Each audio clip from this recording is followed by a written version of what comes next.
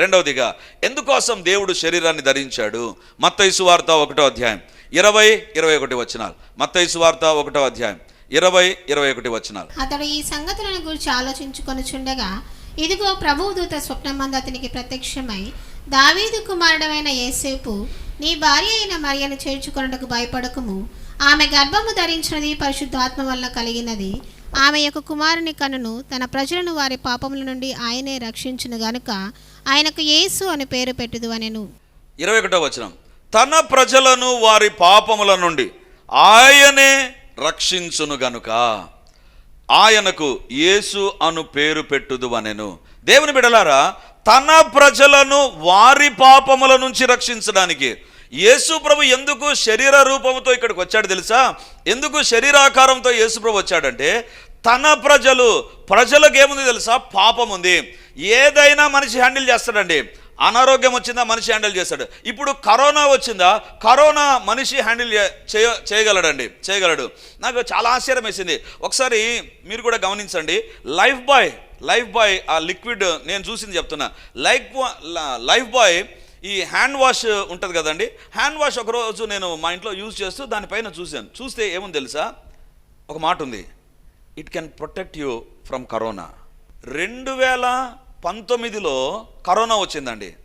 Life boy వాడు ఎప్పటి నుంచి లైఫ్ బాయ్ ఆ లిక్విడ్ తయారు చేశాడో, లైఫ్ బాయ్కి అడ్వర్టైజ్మెంట్ కాదు, నేను చెబుతున్నా. లైఫ్ బాయ్ వాడు కరోనా ఉంది అని గుర్తించి కరోనా నుంచి మీ చేతులను కాపాడడానికి మా లిక్విడ్ పనిచేస్తుందని చెప్పాడండి. కరోనా నుంచి కాపాడగలదు నీకున్న జ్ఞానం, లేకపోతే నీకున్న తెలివితేటలు, అవన్నీ కూడా దేని నుంచైనా నిరుద్యోగం నుంచి కాపాడగలవు, అనారోగ్యం నుంచి కాపాడగలవు, ఆర్థిక ఇబ్బందుల నుంచి కాపాడగలవు, దేని నుంచైనా కాపాడగలవు. కానీ ప్రజలకు ఒక సమస్య ఉంది. ఏంటి తెలుసా? తమ పాపముల నుంచి బయటపడడం వాళ్ళకి చేత కాదు. ప్రజలకున్న సమస్య పాపం నుంచి బయటపడడం చేత కాదు. కాబట్టి మనిషి దేంతో సతాయించబడుతున్నాడు తెలుసా? అరే నా పాపము, నేను తప్పు చేస్తున్నా, నేను దేవునికి వ్యతిరేకమైన కార్యం చేస్తున్నా, అరే నా భార్యకు తెలియకుండా, నా భర్తకు తెలియకుండా, నా పిల్లలకు తెలియకుండా నేను ఈ పాడు పని చేస్తున్నా, ఈ అలవాటు నాకుంది, ఈ యొక్క పరిస్థితి నా జీవితంలో ఉంది. అరే ఏంటి, ఎలా బయటపడాలి? అన్నిటి నుంచి బయటపడుతున్నాడు, ఒక్కదాని నుంచి బయటపడ్డంలా, పాపము నుంచి. మనిషికి అసాధ్యమైనది ఏది తెలుసా? పాపం. మనిషికి అసాధ్యమైనటువంటిది పాపం. రెండవదిగా అసాధ్యమైనటువంటిది మరణం. ఈ రెండు మనిషికి అసాధ్యమైనవే. ఈ రెండిటి విషయంలో దేవుడు ఒక పరిష్కారం ఇవ్వడానికి లోకానికి వచ్చాడు. పాపము వలన వచ్చు జీతము మరణం. ఒక వ్యక్తి జీవితంలో పాపం అనేటువంటిది అతని పట్టుకునిందా, తనంతట తాను విడిపించుకోలేడు. తన జీవితంలో ఎవరు కావాలి తెలుసా?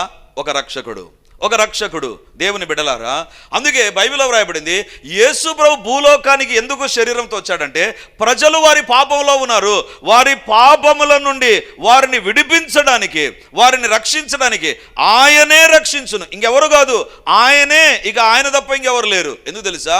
ఆయన ఒక్కడే పాపము లేని దేవుడు, ఆయన ఒక్కడే పరిశుద్ధుడు, ఆయన ఒక్కడే నిత్యము పరిశుద్ధత అనేటువంటి ఆ పరిసరాల్లో జీవిస్తూ పరిశుద్ధతను ఆస్వాదిస్తూ పరిశుద్ధత కేంద్రంగా కలిగి జీవించే వ్యక్తి ఒక్క యేసు ప్రభు మాత్రమే.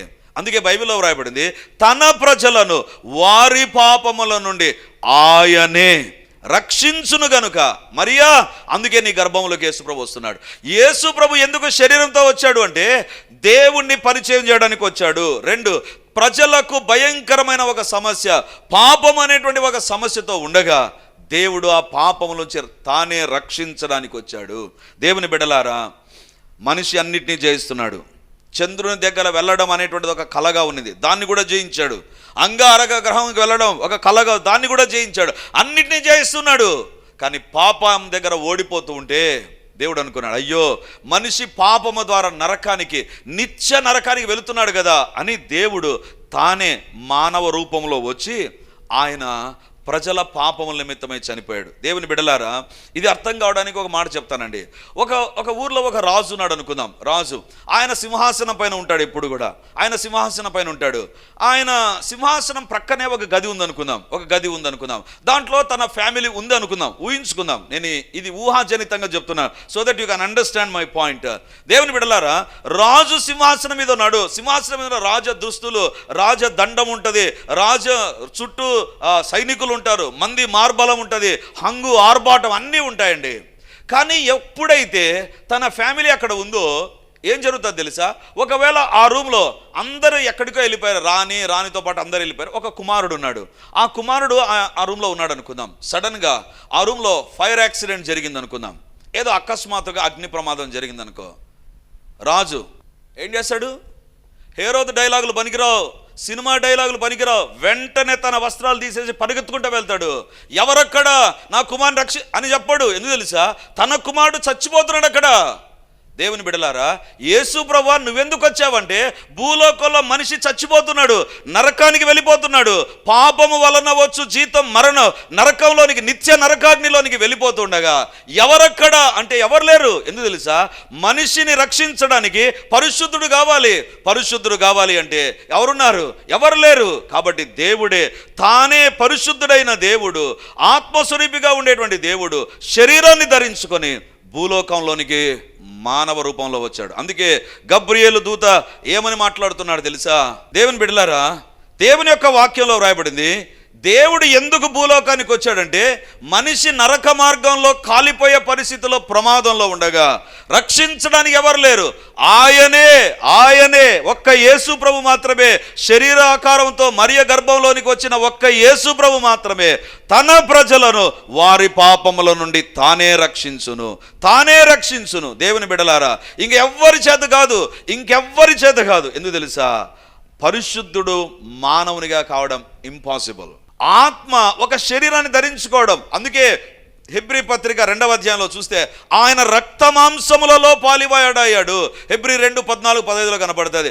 ఆయన రక్తమాంసం, అసలు రక్తమాంసములు దేవునికి ఉండవండి, దేవుని యొక్క కానీ రక్తమాంసాలు ఉండవు. కానీ ఇప్పుడు దేవుడు రక్తమాంసములలో పాలివాడయ్యాడు. ఎందుకు తెలుసా, సింహాసనం మీద ఉన్నటువంటి రాజు, ఆయన డ్రెస్ వేరు, ఆయన అధికారం వేరు, ఆయన హోదా వేరు, ఆయన దర్పం వేరు. కానీ తన కుమారుడు అక్కడ చనిపోతూ ఉంటే అగ్ని ప్రమాదంలో తట్టుకోలేక అన్ని ప్రక్కన పెట్టి ఏ రకంగా లోపలికి వెళ్ళి రక్షిస్తాడు.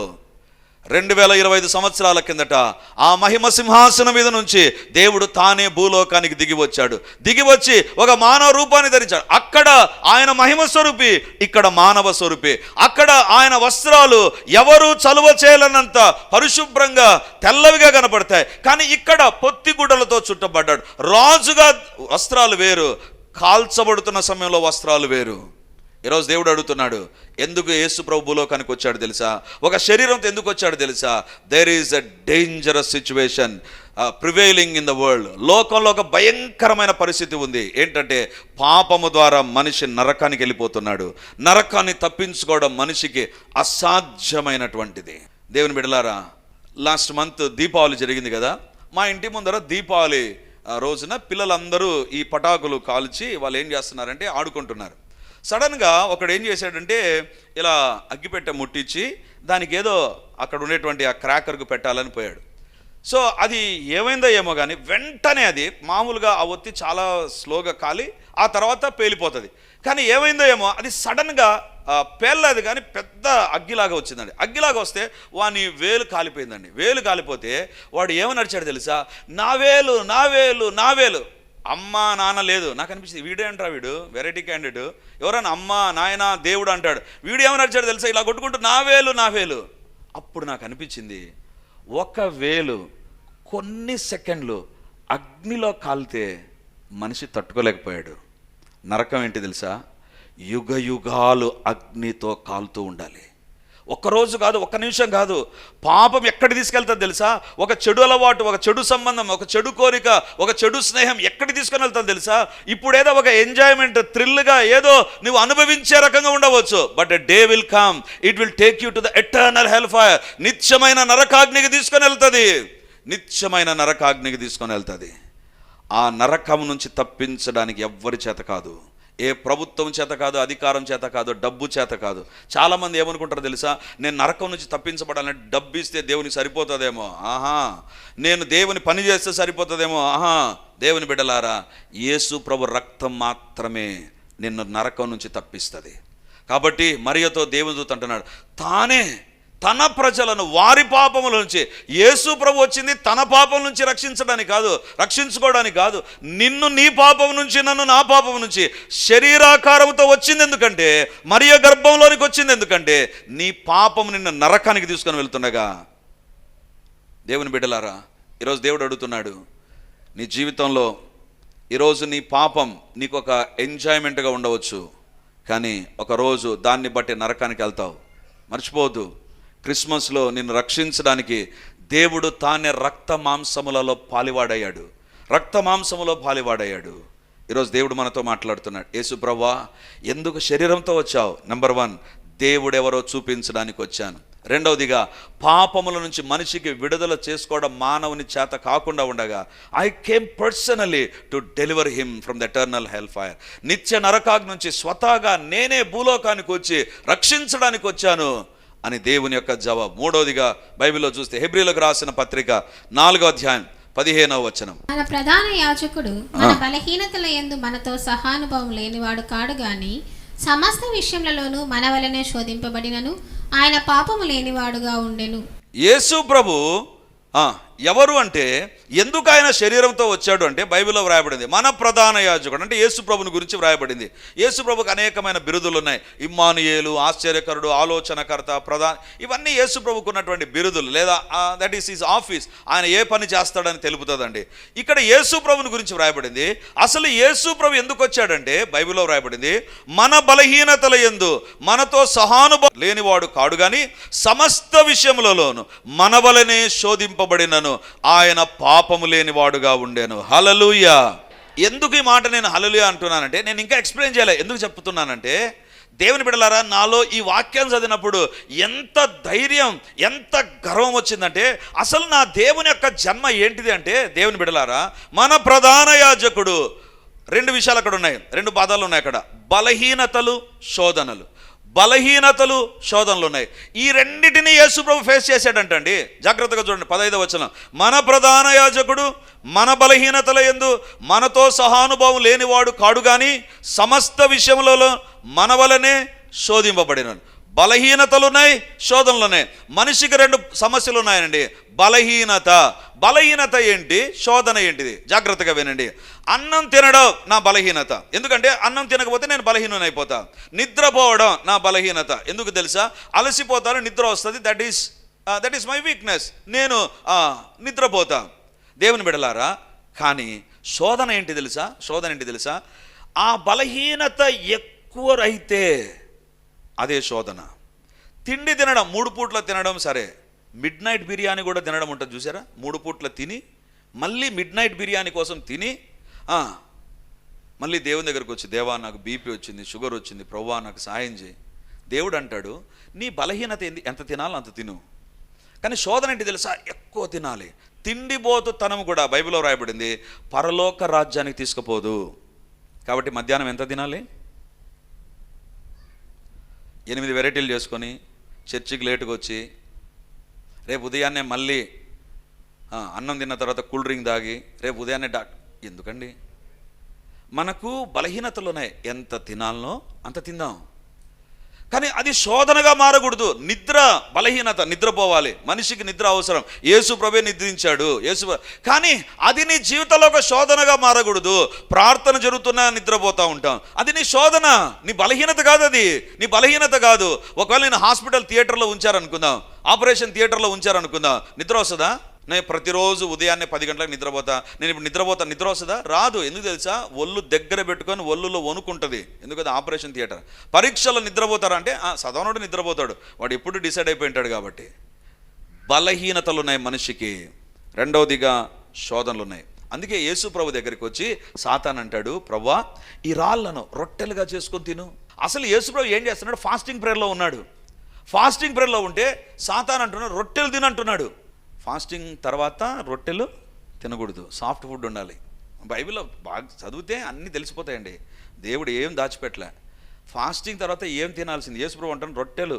సాతాన్ అంటున్నాడు మనిషి బలహీనత అది, కానీ అక్కడ శోధిస్తున్నాడు, నీవు దేవుని కుమారుడవైతే ఈ రాళ్లను రొట్టెలుగా చేసుకొని తిను. ఆయన దేవుని కుమారుడే అండి. మళ్ళీ డౌట్ ఏంటి అందులో? ఆయన శరీరము పరిశుద్ధమైన శరీరము, మనలాంటి శరీరం కాదు యేసుప్రభు యొక్క శరీరము. ఎందుకంటే యేసుప్రభు యొక్క శరీరము మరియ గర్భములో ఉన్నప్పుడు, అందుకే బైబిల్ నాకొక శరీరమును ఏర్పరిచితివి, నీలాంటి నాలాంటి శరీరము కాదు, కన్యక గర్భములో డెవలప్ అయినటువంటి శరీరము, పురుష కణములు లేకుండా డెవలప్ అయినటువంటి శరీరం. అది మామూలు శరీరం కాదు, దేవుని కుమారు. అరే నా డిజైనింగే డిఫరెంట్. కానీ సాతాన్ అంటున్నాడు, నువ్వు దేవుని కుమారుడవైతే, దేవుని కుమారుడవైతే ఈ రాళ్ళను రొట్టెలుగా చేసుకొని తిను. దేవుని బిడ్డలారా, ఈరోజు నీవు బలహీనతల గుండా వెళుతున్నావా, శోధనల గుండా వెళుతున్నావా? నీ బలహీనతలు తెలుసు, నీ శోధనలు యేసు ప్రభువుకు తెలుసు. ఒకవేళ ఇప్పుడు నేను అమెరికా దేశానికి వెళ్ళి వాళ్ళని ఒక ప్రశ్న అడిగాను అనుకుందాం. అమ్మా, చల్లగా ఉండాలంటే ఏసీ బాగుంటుంది అని అడిగితే వాళ్ళు ఏమంటారంటే, వేడిగా ఏముంటుందో చెప్తాం మేము, మా ప్రాంతమే చల్లగా ఉంటుంది. మళ్ళీ ఏసీ ఏంటి తెలుసు వాళ్ళకు, ఏది బెస్ట్ ఏసీనో తెలియదు. ఎందుకంటే ఇప్పుడు కొత్తగా కొన్ని పేర్లు వచ్చాయి కదా ఏసీకి. డెజర్ట్ ఏసీ అంటారు, అంటే ఎడారిలో కూడా పనిచేసే ఏసీ అది. ఇప్పుడు అమెరికా దేశం వాళ్ళు అడిగితే ఏమంటారంటే, మాకు ఏసీతో పని ఉండదు, మా వాతావరణమే ఏసీ. ఇప్పుడు వాళ్ళని అడిగితే కాదు, కానీ మనము ఇలాంటి వాతావరణంలో ఉండేవారిని అడిగామనుకుందాం. ఇప్పుడు యేసుప్రభు దగ్గరికి వెళ్ళి, పరలోకంలో ఉన్న యేసుప్రభు దగ్గరికి వెళ్ళి, నాకు బలహీనతలు ఉన్నాయంటే యేసుప్రభు అంటాడు, బలహీనత ఏంటిది? బలహీనత ఎందుకు తెలుసా? పరలోకంలో బలహీనతలు లేవు, పరలోకంలో శోధన లేవు. అందుకే దేవుడు భూలోకంలో మనిషిగా వచ్చి, నీవు ఏ బలహీనత గుండా, ఏ శోధన గుండా వెళుతున్నావో ఆయన ఆ మార్గం గుండా వెళ్ళాడు. అందుకే బైబిల్లో వ్రాయబడింది, ఈ ప్రధాన యాజకుడు, ఈ యేసు ప్రభు మనకు చాలినవాడు, మన వలె అన్ని విషయాల్లో శోధించబడిన ఆయన పాపము లేని వాడుగా ఉన్నాడు. హల్లెలూయా. నీవు వెళుతున్నటువంటి శోధన, నువ్వు వెళుతున్న కష్టాలు, నువ్వు ఎదుర్కొంటున్నటువంటి బలహీనతలు ఏంటో దేవునికి తెలుసు. అవి ఆయన అనుభవించాడు. అందుకే లూకా సువార్తలో వ్రాయబడింది, అపవాది ప్రతి శోధనను ముగించి కొద్ది కాలం ఆయన విడిచిపెట్టిపోయాను. యేసు ప్రభువును అపవాది ఏం చేశాడంటే, ప్రతి శోధన తీసుకొచ్చాడంట, కొద్ది కాలం వదిలేశాడు, మళ్ళీ పరిచర్యలో శోధించడం ప్రారంభించాడు. ప్రజలు యేసుప్రభుని చూసి నువ్వు దయ్యములు పట్టిన వాడు అన్నప్పుడు యేసుప్రభు అంతగా రియాక్ట్ కాలే. ఎందుకు తెలుసా? ప్రజలు మాటలతో బాధిస్తారు, యేసుప్రభుకు తెలుసు. ప్రజలు చేష్టలతో బాధిస్తారు, యేసుప్రభుకు తెలుసు. He has gone through the every pain that you are going. నువ్వు ఏ కష్టం గుండా, ఏ వేదన గుండా, ఏ మనోదుఖం గుండా వెళుతున్నావో యేసుప్రభు అదే మార్గం గుండా వెళ్ళాడు. కాబట్టి ఇప్పుడు ఏసీ యూనిట్ల కోసం అమెరికా వాళ్ళు పనిచేయనట్లుగా, ఇప్పుడు నీ యొక్క బలహీనతలు, నీ యొక్క శోధనలో వేరొకరు ఎవరు పనిచేయలేరు. ఎందుకంటే వాళ్ళు ఒకళ్ళు వెళ్ళినారో లేదో, కానీ యేసు ప్రభు ప్రతి శోధన ముగించాడు. అందుకే శిలలో ప్రభు అంటాడు, సమాప్తమైనది. హల్లెలూయా. దేవుడు ప్రతి శోధనను జయించాడు.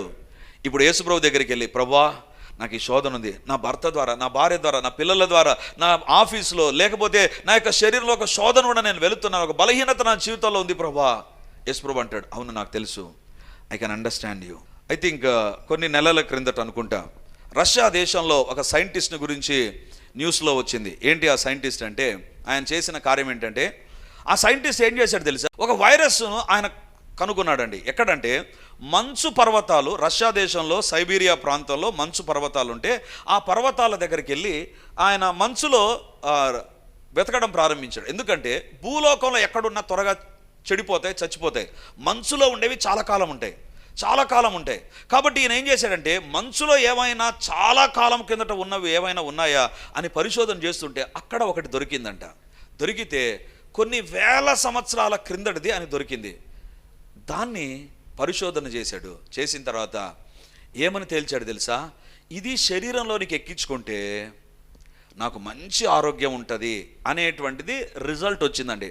రీసెర్చ్ చేస్తే ఎవరైనా ఇది మీరు ఎక్కించుకోండి అంటే వాళ్ళు అన్నారు, మాకెందుకులేమో, ఏదన్నా అయితే నువ్వేం రీసెర్చ్ అంటున్నావు, మా తల మీదకి వస్తే ఎట్లా? అప్పుడు ఈయన ఏం చేశాడు తెలుసా? ఈయనే దాన్ని తన శరీరంలోనికి ఎక్కించుకున్న తర్వాత ఈయన శరీరంలో చాలా మార్పులు వచ్చేసాయంట. అంటే ఆయన ఏజ్ విషయంలో కానీ, ఆయన అపీరెన్స్ విషయంలో కానీ, ఆయన స్టామినా విషయంలో కానీ చాలా మార్పులు వచ్చాయంట. అప్పుడు ప్రపంచానికి చెప్పాడు, దీని మీద పరిశోధన చేశామంటే మనిషికి మంచి ఆరోగ్యం ఉంటుంది. ఎందుకు చెప్తున్నాను తెలుసా? ఆయన అనుభవించాడు కాబట్టే ఆయనని ఈరోజు నమ్ముతాం. ఈరోజు యేసు ప్రభుని ఎందుకు నమ్మాలి తెలుసా? నీ బలహీనతల గుండా వెళ్ళాడు, నీ శోధనల గుండా వెళ్ళాడు. ఆయన శోధనల గుండా వెళ్ళడానికి ఒక మానవ శరీరంతో వచ్చాడు. అందుకే ఏమంటాం తెలుసా? Happy Christmas. నా బలహీనతల్లో, నా శోధనలో నాతో పాలివాడయ్యాడు నా ప్రభువు. నన్ను విడిపిస్తాడు. దేవుని బిడ్డలారా, పౌలుతో అంటాడు, నీ బలహీనతల్లో నా కృప చాలు పౌలా. నీకు శోధన లేదు, బలహీనత ఉంది, నీ వ్యాధి, నీ బలహీనత, ఇక్కడ నా కృప నీకు చాలు. బలహీనతలో ఉన్నటువంటి పౌలును ఎవరు బలపరిచారు తెలుసా? శిష్యులు బలపరచలేదు. ఎందుకు తెలుసా? వాళ్ళ చేత కాదు అది. They have not tasted that bitter experience what Paul is going through. పౌలు వెళుతున్నటువంటి ఆ భయంకరమైన పరిస్థితులు ఎవరు అర్థం చేసుకోలేరు. అందుకే దేవుడు అంటాడు, నాకు తెలుసు నీ బలహీనతలేంటో. I have gone through that. నేను దాని ద్వారా వెళ్ళిపోయాను. నా కృప నీకు చాలు. నీ బలహీనతకు మెడిసిన్ ఏంటి తెలుసా? నా కృప. ఈరోజు దేవుడు అడుగుతుంటున్నాడు, మన జీవితంలో ఏ బలహీనత నీ జీవితంలో ఉందో, ఏ బలహీన క్షణం నీ జీవితాన్ని సర్వనాశనం చేస్తూ ఉందో నీకు తెలుసు. దేవుడు అంటున్నాడు, he can handle your trials and he can handle your temptations. ఆయన నీ బలహీనతలు, నీ శోధనల విషయంలో నీకు సహాయం చేయడానికి తానే మానవ రూపంలో ఈ లోకానికి దిగి వచ్చాడు. చివరిగా ఒక మాట చూపించి నేను ముగిస్తాను. యోహాను సువార్త 1వ అధ్యాయం 12వ వచనం. తన్ను ఎందరు అంగీకరించురో వారికి అందరికీ, అనగా తన నామమందు విశ్వాసం ఉంచిన వారికి దేవుని పిల్లలగుటకు ఆయన అధికారం అనుగ్రహించెను. ఈ వాక్యం మీకు అర్థం కావాలంటే ఒక మాట చెప్తానండి. చిన్నప్పుడు, ఇప్పుడుండే పిల్లలు కాదులేండి, పెద్దవాళ్ళు చిన్నప్పుడుగా ఉన్నప్పుడు పెళ్ళి చేసింటారు. పిల్లప్పుడే పెళ్ళి చేస్తారు పిల్లలు, తెలుసా? దేనికి చేయలేదా మీరు? బొమ్మలు తయారు చేసి బొమ్మలకు పెళ్ళి చేస్తాం. మీదేం, నేను చేశా, చాలా బొమ్మలకు చేశా, లైసెన్స్ లేకుండా చేశా. దేవుని బిడ్డలారా, పిల్లలు వాళ్ళకు పెళ్ళి చూసింటారు. ఆ పెళ్ళి గురించి వాళ్ళు అనుకుంటారు, ఒక బొమ్మను తయారు చేసి దానికి పెళ్ళి చేసి మేము పెళ్ళి చేసామనే ఫీలింగ్లోకి వచ్చేస్తారు. పిల్లలు పిల్లలే, కానీ పిల్లలు మార్పు చెందాలి. ఎప్పుడు మార్పు చెందుతారు? ఆ పిల్లవాడు అనేకమైన స్టేజెస్ గుండా వెళ్ళి వెళ్ళి వెళ్ళి లాస్ట్ ఒక రోజు వస్తుంది, వానికి కూడా పెళ్ళి అవుతుంది, ఆ అమ్మాయి కూడా పెళ్ళి అవుతుంది. పిల్లలు పెళ్ళి ఆటలు ఆడే వయసులో నుంచి పెళ్ళి చేసుకునే వరకు మారిపోతారు. ఇప్పుడు దేవుడు అంటున్నాడు, అసలు భూలోకానికి ఎందుకు వచ్చాను తెలుసా? దేవుడు ఎవరో చూపించడానికి. 2, పాపములు నరకానికి నడిపిస్తుండగా నరకం నుంచి విడిపించడానికి. 3, నీ జీవితంలో నీ బలహీనతలు, నీ శోధల నుంచి నేను విడిపించడానికి. 4, నీవు నీలాగా ఉండకూడదు.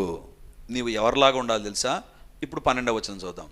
తన్ను ఎందరు అంగీకరించిరో వారందరికీ, అనగా తన నామమందు విశ్వాసం ఉంచిన వారికి, ఏం పిల్లలు?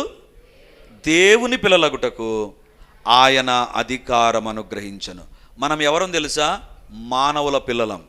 నేను మా అమ్మ మా నాన్న యొక్క బిడ్డను, మీరు మీ తల్లిదండ్రుల యొక్క బిడ్డలు. మీరు మీ బిడ్డలుగా ఉంటే పరలోక రాజ్యానికి వెళ్ళలేరు. మీరు దేవుని పిల్లలు అవ్వడానికి ఆయనే భూలోకానికి వచ్చాడు. దేవుని బిడ్డలారా, దేవుడు మనలాగా ఎందుకు అయ్యాడో తెలుసా? మనము దేవుని బిడ్డలముగా మార్చడానికి. హల్లెలూయా. మనము మనలాగా ఉంటున్నాం, మనము దేవుని బిడ్డలుగా మారాలి అంటే ఆయనే భూలోకానికి దిగి వచ్చాడు, తన రక్తాన్ని కార్చాడు, తన రక్తం ద్వారా కడగబడి వాక్యాన్ని చదివి పరిశుద్ధంగా ఉంటూ ప్రభు దగ్గరికి క్రమంగా వస్తూ నీ జీవితాలను మర్చుకుంటే నువ్వు ఎవరు తెలుసా? దేవుని పిల్లలు అవుతావు, దేవుని బిడ్డ అవుతావు. మానవ పిల్లలు దేవుని బిడ్డలు కావడానికి దేవుడు తానే భూలోకానికి వచ్చాడు. అసలు ఆదాము ఎవరు తెలుసా అండి? ఆదాముకు ఉన్నటువంటి పేరేంటి తెలుసా? చూడండి, లూకా సువార్త 3వ అధ్యాయం. ఆదాము పేరు అంటారు. ఆదాము పేరే కదా? కాదు, ఇంకొక పేరు కూడా ఉంది ఆదాముకు పెట్టిన పేరు. లూకా సువార్త 3వ అధ్యాయం 38వ వచనం. కేయినాను ఎనోషుకు, ఎనోషు షేతుకు, షేతు ఆదాముకు, ఆదాము దేవునికి కుమారుడు. ఆదాము ఎవరు కుమారుడు? దేవుని కుమారుడు. మరి ఆదాము దేవుని కుమారుడు ఎలా పాపము చేశాడు? దేవుని బిడ్డలారా, దేవుని కుమారుడుగా ఉంటే శోధనలు వచ్చేసాయి. ఈ శోధనలో ఆదాము దేవుని కుమారుడు నెక్స్ట్ జనరేషన్లో వ్రాయబడి ఉంటుంది, నరుల కుమారులు దేవుని కుమార్తెలతో పోయినప్పుడు. ఆదాము దేవుడు తయారు చేసినప్పుడు దేవుని కుమారుడే. ఎప్పుడైతే పాపం వచ్చిందో నరుల కుమారులుగా మారిపోయాం, నరుల కుమార్తెలుగా మారిపోయాం. తిరిగి నరుల కుమారులను, కుమార్తెలను దేవుని కుమారులుగా చేయడానికే దేవుడు భూలోకానికి వచ్చాడు. That is the reason why క్రైస్తవ లోకం ఎందుకు ఇంత సంతోషంగా, నాకు అనిపించింది ఎందుకు ఇంత ఖర్చు చేయాలి.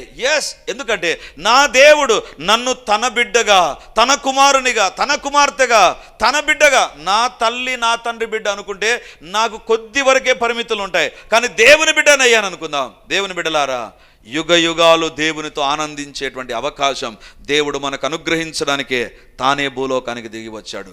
దేవుడు మనలాగా ఎందుకయ్యాడంటే మనం దేవుని బిడ్డలముగా మారేందుకు. ఇది దేవుని పిల్లలుగా మారడానికి. పాపం చేసావా, దాసులం అవుతావు. పరిశుద్ధంగా పరువు కోసం జీవించావా, పరిశుద్ధంగా ప్రభువు కోసం జీవించావా, భక్తితో, శ్రద్ధతో, కష్టంలో, వేదనలో, దుఃఖంలో దేవుని కోసం జీవించావా, నీవు నరుల కుమారుని కుమార్తె కాదు, దేవుని పిల్లలమవుతాం మనం. బైబిల్లో వ్రాయబడింది. ఆ వాక్యము శరీరాన్ని ధరించుకొని ఎందుకు వచ్చిందంటే ఈ శరీరముతో ఉన్నటువంటి నిన్ను నన్ను దేవుని కుమారులుగా చేయడానికి. హల్లెలూయా. ఇన్ని గొప్ప కార్యాలు జరిగించడానికి దేవుడు నరావతారిగా వచ్చాడు, నరుడుగా మారిపోయాడు. అందుకే యోహాను అంటున్నాడు, ఆ వాక్యము శరీరధారి అయి మన మధ్య నివసించను, శరీరధారి అయి మన మధ్య నివసించను. ఈరోజు దేవుడు మనతో మాట్లాడుతున్నాడు. ఈ Christmas don't celebrate without these things. ఇవి లేకుండా నీ సెలబ్రేషన్ వేస్ట్ అయిపోతుంది. ఖర్చు చేసే క్రిస్మస్ అయిపోతుంది, కలిసిపోయే క్రిస్మస్ అవుతుంది. అంటే కాలంలో కలిసిపోతుంది. 2024 క్రిస్మస్ చేసావు, 2023లో క్రిస్మస్ చేసావు, 25లో కూడా క్రిస్మస్ చేస్తావు, అయిపోతుంది. కానీ నీ క్రిస్మస్లో ఈ 4 ఉన్నాయా పరీక్షించుకో. Can you understand your God? నీ దేవుని నువ్వు అర్థం చేసుకోవడానికి దేవుడు వచ్చాడని నీకు తెలుసా? రెండవదిగా, నీ పాపం నుంచి రక్షించడానికి ఆయన వస్తే నువ్వు రక్షించబడ్డావా? నీ జీవితంలో నీ శోధన, నీ బలహీనతల్లో దేవుని వైపు చూడగలుగుతున్నావా? నాలుగవదిగా, you will be changed into God's children. నీవు దేవుని బిడ్డలుగా మారేటువంటి ధన్యత దేవుడు ఇవ్వడానికి ఈ లోకానికి వచ్చాడు. ఈ 4 నీ జీవితంలో లేకుండా క్రిస్మస్ జరిపితే అది కూడా 24, 23, 21 క్రిస్మస్ లాగానే ఉంటుంది. కానీ ఈ 4 నీ జీవితాల్లోకి అన్వయించుకొని జరుపుకున్నావంటే వాక్యానుసారమైన క్రిస్మస్, దేవుడు కోరుకున్న క్రిస్మస్, దేవుని పిల్లలయ్యేటువంటి క్రిస్మస్ దేవుడు మనకు అనుగ్రహించునుగాక.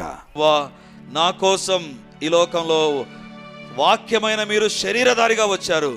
నా జీవితంలో మిమ్మల్ని నేను తెలుసుకున్నట్లుగా, నా పాపాల నుంచి విడిపించబడ్డానిక, నేను బలహీనతల నుంచి, శోధన నుంచి తప్పించబడ్డానికి, నీ కుమారునిగా, నీ కుమార్తెగా మారడానికి నా కోసం వచ్చావు. నా జీవితంలో ఈ కార్యాలు జరిగించు. గొప్ప దేవా నీకు వందనాలు, సైన్యములకు అధిపతి నీకు వందనాలు, అదృశ్యుడా, అద్వితీయుడా, ఆలోచనకర్త నీకు వందనాలు ప్రభా. ఈరోజు నీ సందేశం ద్వారా మాతో మీరు మాట్లాడినందుకు వందనాలు. మీరు ఎందుకు శరీరాన్ని ధరించుకొని వచ్చారో ఈరోజు మాకు తెలియజేసిన నీ అద్భుతమైన మాటలను బట్టి వందనాలు ప్రభా. ఆదాము ఏ రకంగా దేవుని కుమారుడో మేము కూడా నీ కుమారులుగా మార్చబడుదుముగాక, నీ కుమార్తెలుగా మార్చబడుదుముగాక. నిత్య రాజ్యం చేరునంత వరకు నీ కుమారుడుగా, నీ కుమార్తెగానే మేము జీవించుదుముగాక. అట్టి కృప మాకు ఇవ్వడానికే ఇమ్మానుయేలుగా మాతో ఉంటానని సెలవిచ్చావు. ఇది మొదలుకొని ప్రార్థించిన ప్రతి ఒక్కరితో దైవిక సన్నిధి ఉండునుగాక, దైవిక సహాయం కలుగునుగాక, దైవిక దీవెనలు కలుగునుగాక.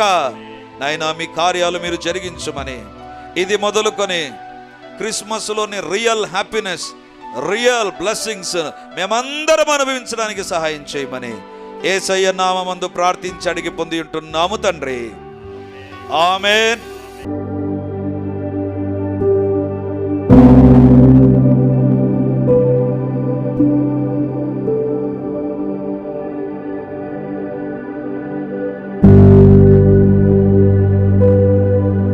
Praise the lord.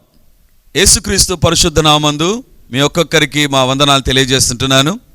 రిడీమర్ చర్చిలో మొదటి ఆరాధన 8 గంటలకు ప్రారంభమవుతుంది, రెండవ ఆరాధన 10 గంటలకు ప్రారంభమవుతుంది, మూడవ ఆరాధన సాయంత్రం 7 గంటలకు ఉంటుంది. దేవుని బిడ్డలారా, ఎవరైనా ఉదయం ఆయా పనులు కలిగి రెండవ ఆరాధనలకు రాలేకపోతున్నారని భావించి ఈ యొక్క మొదటి ఆరాధన ప్రారంభిస్తున్నాం. సో ఈ యొక్క అవకాశాన్ని సద్వినియోగం చేసుకొని దేవుని యొక్క సన్నిధికి వచ్చి దైవ దీవెనలు మీరు పొందాలని కోరుతున్నాం. మొదటి 2 ఆరాధనలు మాత్రమే ప్రభు బల్ల ఉంటుంది. కాబట్టి సిద్ధపడి దేవుని సన్నిధికి రమ్మని మిమ్మల్ని కోరుతూ ఉన్నాను.